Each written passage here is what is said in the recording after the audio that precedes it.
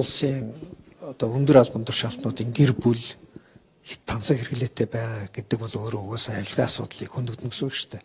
Тийм учраас олон нийтийн санаа бодол, олон нийтийн одоо таагүй хандж байгаа хандлага бол зөв шүү дээ.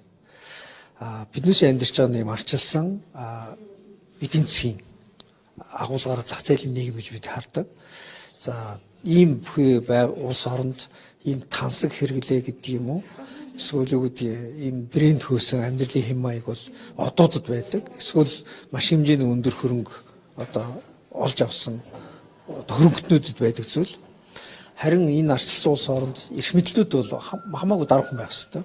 Хамаагүй энгийн байх хэрэгтэй. Монгол улс бол сүүлийн нэг 20 жил нэг юмар галзуурч байгаа. Тэр галзуур юу гэхээр феодализм гэж ярьж болох байх.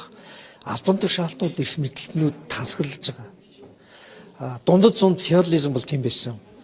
Угсаа залгамжсан ноёд эрх мэдлэлтнүүд эрх мэдлийн сүргчийг одоо эдэлж байгаа эд хөрөнгийнхөө одоо бил бинчингээр гайхуулдаг байсан. Гэтэл Монгол улс сая юу болоо өрч өгөхөр феодализм руу явчлаа. Тэ хин бүр ил цагаан хин том хөөрөг барьж гэн, хин том машин унж гэн, хин том хауст амьдарч гэн, хин ер нь илүү тансаг байна гэд өмссөн зүүсэн эдэлсэн хэрэгснээр өрсөлддөг болоод энэ өрсөлдөө нь эрх мэдлэлээр хин дээгүр байгаа гэдэг хэмжүүр болоо өрчлөө шүү дээ.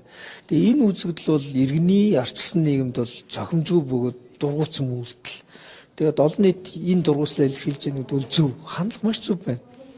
Одоо бид бол эрх мэдлэлүүдийн тансаглалын араас хөөцлөх замаар энэ феодализмыг арчлалын энэ одоо сүүдэр доороос гаргаж ич хөөж үлдэн өгөх ёстой. Энэ бол зарчим зөв, би энийг дэмжиж байгаа. Ямар ч албан тушаалтан хөрөнгө орлогоор нотлох ёстой, хэрэглээгээ нотлох ёстой, үр хөвгтүүдийн галзуурлыг яах ёстой, тайлбарлах ёстой, тайлбарлаж чадахгүй бол албан тушаалаа өгөө зайлдаг байх ёстой. Энэ зарчим зөв.